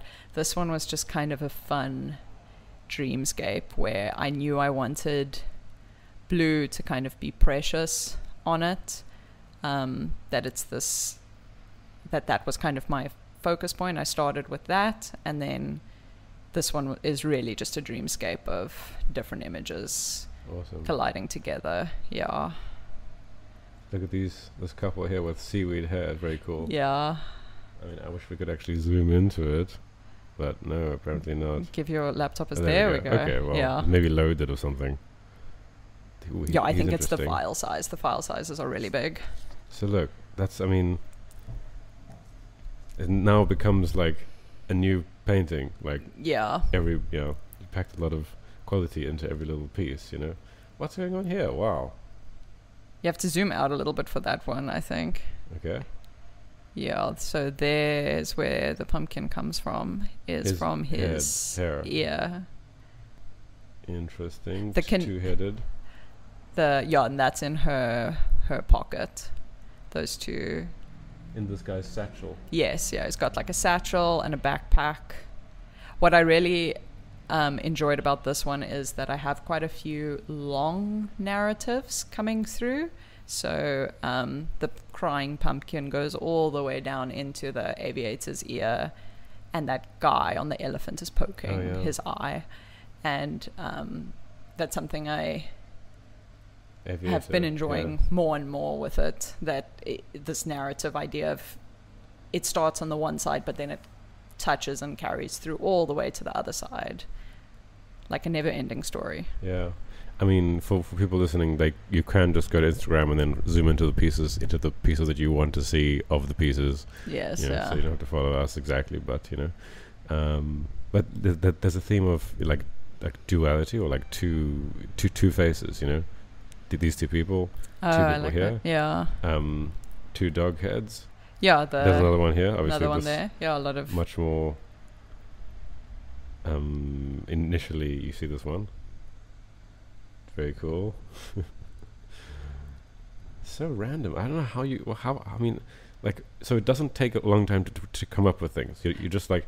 No, I get this in. Tentacle, and you're like, maybe a giant sleeping parrot. Maybe it's the the budgie. I had a budgie at the time that I was very fond of. You can see the giant budgie in the background there, smiling and holding the ferret in the bag that's offering the noodles to the person. Wait, where? Can you see that? So do you see the maybe? Yeah. The claws? Ideally, you should be operating the. There. Yeah. Go up. There's the budgie. Oh yeah, no, I saw that. Yeah, and she's holding this ferret. Oh yeah. That's offering the noodles. Okay, so. Yeah. It's a perpetual motion machine. Yeah, like, I kind of wanted that feeling of just this continuous. Pops here. Yeah. Something. And this one came out feeling so much like a dream for that reason, where it's just one thing after another, and you don't really know the connection of it. Okay. And that makes sense. With this one, I had to stay weirdly focused to not become repetitive. I wanted it to be very randomized. So pretty randomized. Yeah. It's not something. There isn't really a theme here. It's just this dreamscape that keeps growing on itself all the time. Awesome. Yeah. I'm sure, like, just people watching now are like looking at this ferret here, or looking at this oak or something, and then we're like moving away, and they're like, "No, go back." What is that? That's what I'd be doing if I was watching this. Yeah, and then the little city at the top. Hair pouring over onto two people. Very cool. Yeah. City on the dock. Here. The city at the top. Yeah, with the flying saucers and the fingers playing the piano coming out of the flowers. It's not letting me zoom in anymore. Apparently. Oh well. And the aggressive princess drinking her tea. And she hasn't shaved yet. Yeah, so as you were saying it, I was like, what princess? Okay, yeah, okay, cool. Tea. Crown. Like, those things happened. Those realizations happened, like, as it's happening. Yeah. Like you said, yeah. And she's standing on top of a taxi. And I'm here at studio. I'm next to a scrapyard. And I actually saw that taxi parked outside that day, so I just drew that cab, and then drew the furry monster crawling out of the boot. I wanted to deliberately keep it very random, so I didn't try and only look around in the studio and think of what inspires me. I looked outside, I looked through my sketchbooks, I thought about kind of all sorts of things, and awesome. I think it came out looking pretty random. That's pretty cute. This little guy here. Very random. Cool. Image number. What was it? 5, because this is the last one, eh? Yes, I think this is the last one. And there were 5. Great. So this is image number 5. Yeah, this is image number 5. This is part of my alliteration series. So it's called Orchids and Octopi. And I've got a few works that I come up with alliteration title, like Witches and Whales is another one. Mules, Moths and Mollusks was a cool painting from last year. Yeah, I really liked that one as well. And yeah, so it's kind of an ongoing. Why don't you just send me those anyway, and we'll put them at the end of the thing? Like, I'll send me those, and we'll just. This is image number 5. Those other ones will be image number 6 and 7, but we don't talk about them. Like, we don't show them now. We'll you can if you want to know what it looks like. Yeah, we'll tack them onto the feed, like whatever. Perfect. Yeah. Awesome. Yeah, I'll do that. Yeah. So this is kind of ongoing. When I come up with a good title name, it kind of goes from there. And I actually did a large scale painting. This is what we were talking about, that video I was showing you. A client reached out to me and said they wanted this painting, but big. This one? Yeah, they wanted me to do an original, do a different painting, but big, but they wanted fungi in it. So they wanted orchids, octopodes. Yes, and and mushrooms. So that was a different. Yeah, so I was like, okay, I'll throw it, because I love drawing fungus. Cool. That's Yeah, one yeah, of my. okay. Yeah, the fungus is always in my paintings. Okay. So that was just the most epic project, and I'm working on the video for that at the moment. So it's this shape, and it's 2 meters by 1 meter, and this original is 35 by, I don't know, by I'd say 40 so not very big at all. 35. Yeah, So like 35, like that. I'm holding my hands out, doing I'm trying like to a think thing. what's a good equator for it. Maybe Like a little bit bigger than a MacBook. three A4s. Oh, okay. Yeah, so printer paper, and then kind of packed next to each other. Yeah, that's pretty decent. Yeah, I can imagine. Mushrooms as well in here. Yeah, fungus is just the best thing to draw, like mushrooms, and But also octopuses. I'm Octopi. obsessed with octopi. Yeah, I've swum with them. They look like as this, well, eh? They're like, and oh, I hate yeah, you. Like they just change their shape so much, and they've got so much character. So Did you draw this before or after my octopus teacher? I was drawing octopi before that, but it didn't. It's cool. People are into octopi now. So yeah. Awesome. Yeah. As a kid, I used to go and catch them at Dalebrook with like a little net or whatever, and most of the time they would just break the net immediately. Yeah, they're so strong. But sometimes you catch them and then I would obviously chuck them back. I mean, I wasn't gonna. You weren't gonna tango with them like these people. Yeah, like my parents are like not fishermen. Like they never taught me, or they're not like, not into didn't teach that. me how to gut fish and whatever. Yeah. I'm just like, I have no idea how to do that. But yeah, crazy to see. I mean, like there's lots of experiments and stuff. Like I'm generally skeptical, about the intelligence of animals and stuff. Oh yeah. Because like, you've made a chicken. No, because of this. That there were experiments done with a cat. I can't remember, but like I can't remember who exactly. I think it was Sam Harris. So Sam Harris was talking about a study done on cats, and so he probably is not just bullshitting. He probably knows what study it is. Probably vetted the oak or whatever. But basically, I heard it from Sam Harris. Let's just regurgitated Sam Harris for you right now. But yes, cats, like a couple cats or enough to be statistically not like significant, whatever. Yeah, not 12 cats. Yeah, we were taken through this. They were put in a cage, and then there was one lever to open the cage. Yeah, and in the beginning, the cat like found it after like 15 minutes. They just like happened on the lever, and they clicked the lever and it went out. Yeah, they took the same cat, put it back in, didn't know what the hell, and took like an average of 5 or 6 times for the cat to know every time to go straight to the lever. Okay, to learn to go through it. So they can't be that like that. I mean, there's different tests. That's what I'll say. Yeah, I mean, it's that cartoon image of the QI test where have you seen it? It's an elephant, a fish, and a monkey. And the guy's like, okay, we're going to do a very equal test. You all have to climb this tree. And then the monkey is like very smug because obviously they're going to perform the best.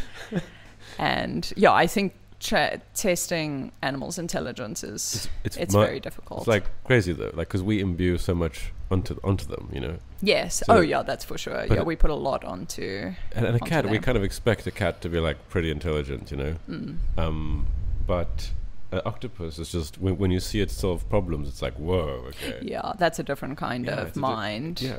It's like, you have no idea.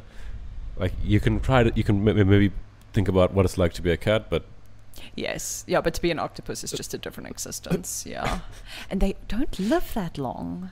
Yeah, which is also crazy. Yeah. So they're quite clever, but they don't live very long. Yeah, it's like an elephant, but not very long. Yeah.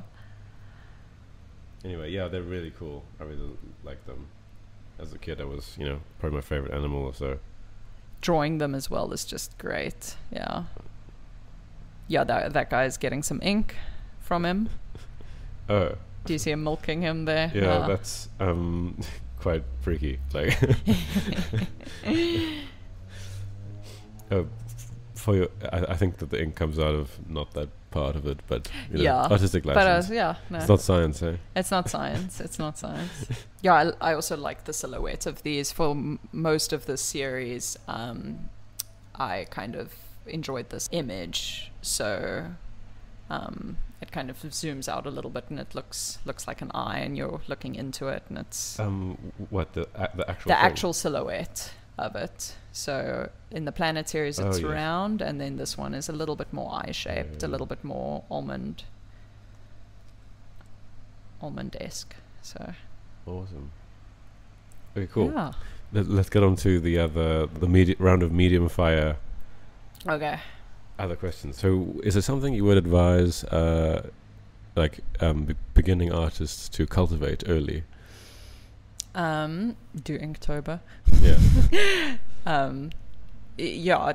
Just making consistently is definitely what That's a real theme with your stuff, Yeah, just showing up. That's also the best way to squash the doubt, is to just keep making. Yeah. Who's your favorite artist and why?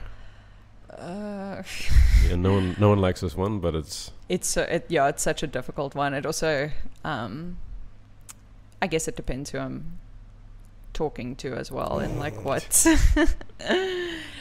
because it's a bit difficult to say like, this. Put yourself in in the position of someone who's getting to know your art, someone who's listening. I mean, like, it's a fatuous question for you. Like, of course, I love like 15 people. Like, but I'd say then, Hieronymus Bosch and Martin Hanford. Yeah. Okay, so awesome. I love it. It's really cool. Like, I love just. There's a really cool Great Art Explained. I don't know if you've seen that. The Netflix. No, it's on YouTube. The narrator is not Stephen Fry, but it's very well researched and makes good points and stuff. Yeah. I love how any narrator that's not Stephen Fry, you're like, if only Stephen you'd been Fry, Stephen Fry. People, there will never be someone who speaks like him ever again. He's so he's good. He's very good at lots of things, but the way he speaks, the beautiful way he speaks, will never be someone like that. No. Lots of people can write really well, but there'll never be someone like that again. You know why? Because young generations don't care that much about English and lower literacy rates, or lower people reading books, and people don't. But mainly because there's no money in it now, because voiceovers are going to be done by ChatGPT and everything. Already we see them. Where Stephen Fry cultivated that speaking voice over years and years and years of doing adverts. Yes. Like in the 80s and 90s, he was doing adverts all the time. That's how he made loads of money. And so there was a financial incentive, or there was a real way for him to cultivate this speaking voice. Yes. And I really don't think anyone is ever going to be. It's like Chopin or something. Like, no one's ever going to write like that again, or like Liszt. No one's going to play like that ever again. Like, it's like, it's a lost. And I think Stephen Fry is like, he'll be the best for me.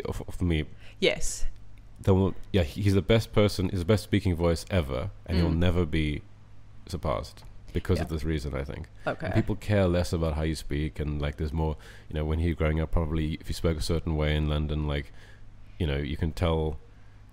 In the 80s, I think more than now, you can tell the way someone speaks, whether they're a plumber or whether they're like a finance exec or whatever. But now it's obviously everything. Who cares about that? No one cares about that. So. There's less incentive to have that beautiful English speaking voice, and So, I mean, it's probably better that people aren't so prejudiced, but I think there'll never be someone who speaks like him ever again. I can see that. He is like the Zeppelin of the narration. But I will say, as an avid audiobook listener, Neil Gaiman has an amazing speaking voice as well. And I'll say with the rise of, I think, audiobooks and people really wanting authors to read their own books. Yeah, that's cool. a big selling point, and you can't get an AI to do that yet. But I think a lot of authors are cultivating a really good speaking voice as a part of promoting their work. They'll never be as practiced as Stephen Fry. I'm not arguing this, but I am glad that the art of audio speaking is it's really cool. But those radio's a dead art. Like, he did radio plays, he did radio, everything. Like, it was all about, and like he talks about it in his autobiography. He wasn't proud of the way he looks at all. Like, he was very like, he had a skew nose and didn't look really nice, and a face for radio. Yeah, he had a face for radio, and he put all his eggs in that basket, and he just like banged them out like millions of ads. So like, and radio's dead. So. Yeah, that's where, and podcasts rise from the ashes. Yeah. Yes. But podcasts are like, whatever, talk. Yeah, going on and whereas on. Radio ads are like, you have to get every syllable. It's very precise. Anyway, it's a lot like pop songs. We are focusing on the wrong thing right now. Okay, so the next question, which is one I love. And it's got something to do with pitching up, like you were saying, like natural creativity or determination. Like, what's better? Like, imagine I just like say no, skip. You like this question so much. I'm like, nah, never mind. No, that is a really good. That is a good question, and I think showing up is like important. Yeah, because like you can be really intelligent and like you can like. Yeah, to say. I think you can. I think having that natural ability can sometimes hinder your work because people will excuse your behavior as no, they're a genius. Like, give them let them take a month off, and then they crash and burn because they just get a warped view of it, or they don't get in as much practice, or they don't make as much as they should be making. So I think showing up and making consistently can make up for a lot of lack of natural talent. So if you were to create, if you had a kid and you wanted it to be an artist or whatever, and you could, like in the beginning of a computer game, you can choose their attributes. Like, in the beginning of computer games, you can choose your character's attributes, like this much charisma, this much strength, whatever. Yeah. What split would you give? How would you assign 100 points? 100 character points. What's the split would you give that person? Creativity versus determination. I would give it 80-20. 80 determination. 80 determination. Yeah. Same with coding as well. Like, you can be a bloody genius, but you need to know the medium. Yeah. Yes. Yeah. And also, I mean, especially with like coding is such a quick example because so many new things are coming out all the time, so you do have to actually stay on top of it.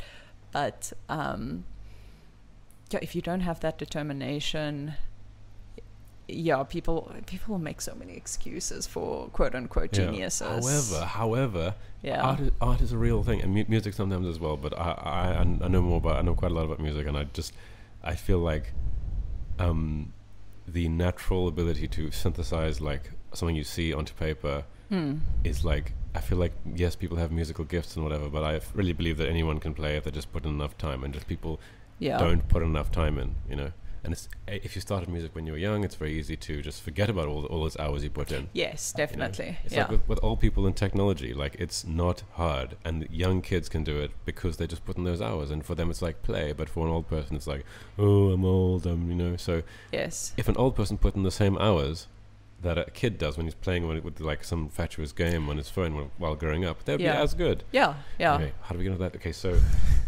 So yes, determination, I also agree, very important. However, in visual arts, like, sometimes you can see someone is like just so much talent out of nowhere. You just yes it just, like, you draw a self-portrait and then they draw a self-portrait and you're like, what? Oh, I drew a potato. Yeah. And you hear about the stories where like there'll be like an art teacher who like breaks his brushes, because his student is so good and he never paints it again. Yes, yeah, that kind of narrative, I think is.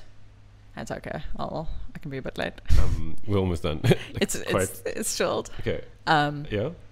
What was I just wanted to say? That's a bit it's a bit toxic, I think. What that whole like. Yeah, I think it gives that Picasso effect of, oh, this golden boy is, he's just a genius and whatever he does is fantastic and fantastical. And I think that it discourages other people. It can discourage, but I think it can discourage the artist as well from being a bit more critical of their own work, of challenging themselves a little bit more. So I don't think putting people on that genius pedestal is beneficial is for very anyone. Healthy. Yeah. Okay.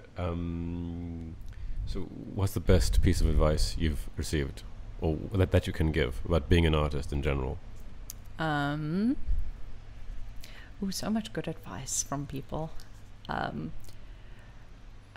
one that pops into mind is from my old sculpture lecturer. She said, beware of the studio you know. Okay. And I was like, ooh, this is so deep. But she kind of meant it that be careful to get in a rut of the same thing. So if you're doing, say... just banging out the same thing that people will like. Yeah, if you're doing portraits of... that's the example she actually used was... so Penny Ethiopia's quite a big South African painter. She did these cake paintings early in her career. Yeah, okay, I've heard about this. And they were doing really well, and she could have just carried on making those, but she doesn't. She does very different things. She does abstract things. She does... like take the Miles Davis approach, like never play your greatest hits. Yes. Like people arrive to his concerts and they like, we want to hear I want to hear the 11 songs that I have on this record that I own of you. Yeah, I want to sing along. He's playing random weird, like synthesized, jazz and like fusion. You know what I mean? Yeah. And he like stands away from, like he points his, like he stands like not facing the audience, like facing the drummer. Like, yeah. So I mean that's a perfect. Yeah, you have to find that balance as well, especially if you want to still be consistent. You want to make work that people do connect to. Like the financial urge to bang out your greatest hits, like is that's very appealing. Well, what do you think if you can do both? Like you finish your one stage of being an artist, and you're like, cool, I know that if I continue to bang them out, if I stay here, it's going to be bad. But what about like you just do like one or two like that, keep the money in the money that you use to like survive, and then focus on the next thing. And a lot of a lot of people do that. That's something that you definitely do. But I think just being wary that those works don't become like a crutch. Yeah. And you're like, oh no, but I'm making art. The same thing happens with companies. Yeah. The same thing happens with companies. Like you need to be innovating the next product. Yeah. Well, in your heyday, when your one product as a company, when your one product's doing really, really well, you need to be innovating the next thing. Yes. Like for instance, like Apple, whatever, like innovating the iPhone when they were doing really well at something else already. Yeah. Because the growth trend, I mean, people can't see what I'm doing, but basically if you draw a growth curve like this, a product, is really makes you loads of money in the beginning. It goes up, and then there's a peak, and it goes down there. You need the next product to be happening here as it comes up, so that when your one product, your initial product tapers off, the other product's growth can take over. Yes. And then there's another product that goes like this, like this, like this, like. Or you make Meta.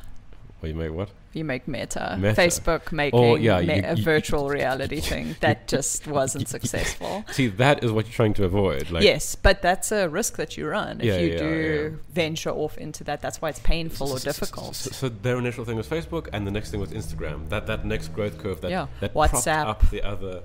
It all, I don't think they make so much money from WhatsApp, but who knows? But they're definitely collecting all their data. I could go into detail about that if you like, but probably people aren't. But basically, with WhatsApp, they can't read your messages because it's end-to-end encrypted. However, they can see exactly like from the metadata. Like if we, they can see when we sent a message to each other. They can see how big Who's it is. talking they can to see each other, like, yeah. if it's an image or not. You can see where you are and everything. And if you have your iPhone backed up to the cloud automatically, it's not automatically end-to-end encrypted. You have to go and specify. If you back up, you must back up to an encrypted.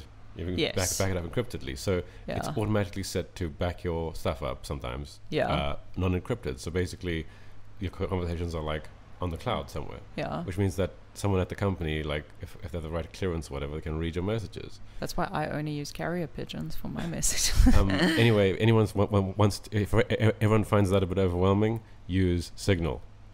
Signal is It's open source, and it's gotten a lot better. It was janky in the beginning, but now it's a lot better. You can speed through the voice notes 1.5 times or whatever.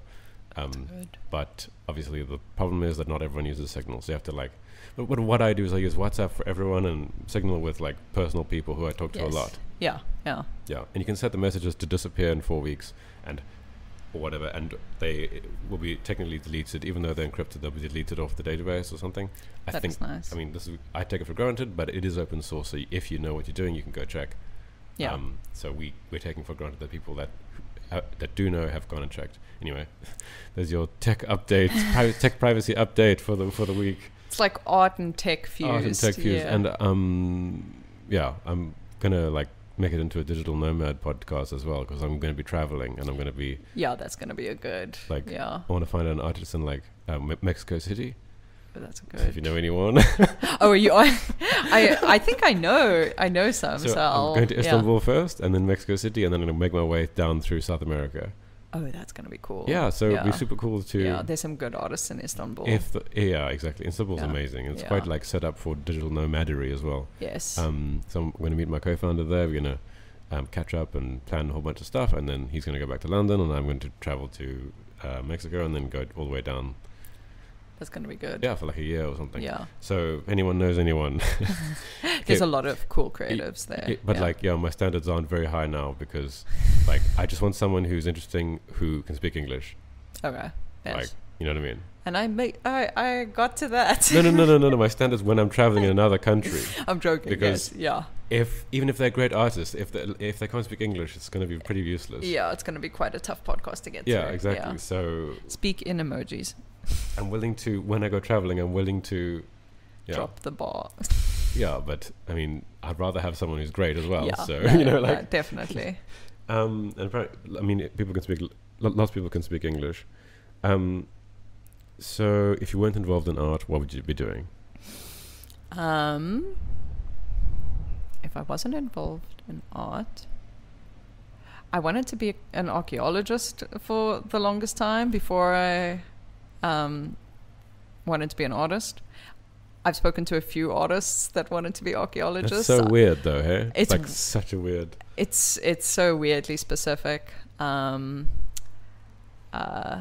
a few things. Maybe farming. Farming might be my family. But then it always becomes a depressing thing of like, how much pesticide do I want to put in? Like, where do I want to draw the compromise? I mean, every industry has its. Yeah, I guess art has it as well. Issue. So. Yeah, art definitely has it. But farming or something business related would have been quite cool. Yeah. Okay. So, what do you think the most telling signs are for identifying someone who's going to make it in art? Ooh. Like not someone who's just good, someone who's gonna make it. You mean something like, this is the Art Investor podcast. It's light on the investing at the moment. You know? But when I get around to it. So who's going to be someone who's going to be worth something in a while? Yeah, someone who's going to make it in like commercially, maybe, going to make it in art. So it's not just the fact that they're really good, it's the fact that they may be like out there, they're confronting like things that will get them famous. They are intelligent, obviously, because you can't be a total idiot. To navigate fame, you can't be a total idiot. I'm gonna say consistency again. Yeah. Because I'm thinking of the people who kind of like really broke out after maybe a grad show or something at Michaelis. you'd say, oh, they've only been making for 4 years or something, but they kind of showed a consistent body of work they're making regularly, because it's quite rare, I think, that you get this puck shot luck where someone just made a bunch of work in a year in their 30s, and then that work is very is what catapults esteemed. them. Yeah, it's like, unless they're a famous actor or something. If like Jim, that's another thing. Get I'm famous in rolling my eyes. another. I'm rolling my eyes right now. Like, Get famous in another field, and buy Jim Carrey's paintings or something, or who's the president? George Bush. oh, that was super funny. The shower paintings. Yes, like, super funny. And those are a good investment because he's famous. But that doesn't count, obviously. Yeah. So I'd say consistency, because if they keep producing, if they keep making, then it's like a good stock. It's like buying the S&P 500. It just keeps going. Keep showing up. Yeah. If you could have any 3 artists, dead or alive, over for dinner, who would they be? What am I cooking? Let me think.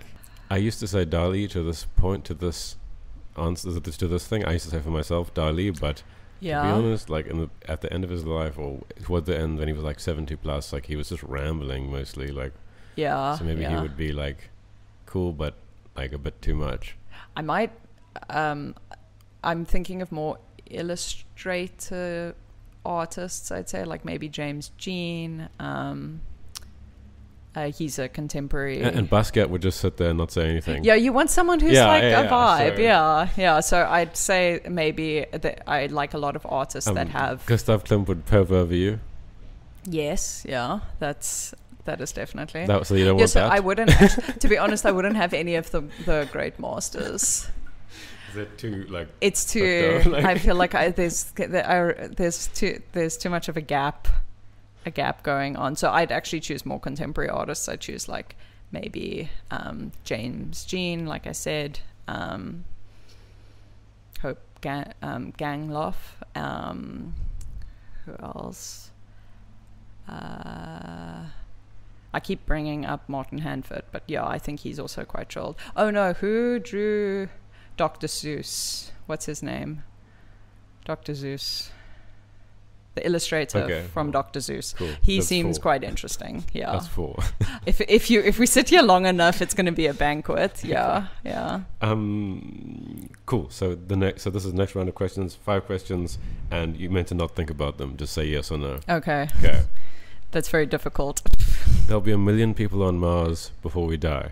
No. Work-life balance. No. One day people won't age past their prime. Yes. People should give up shaking hands forever. No. Art critics are a valuable and crucial net benefit to society. Yes. Okay, well, thanks for coming on the podcast. Yeah, thanks for having me. This was cool.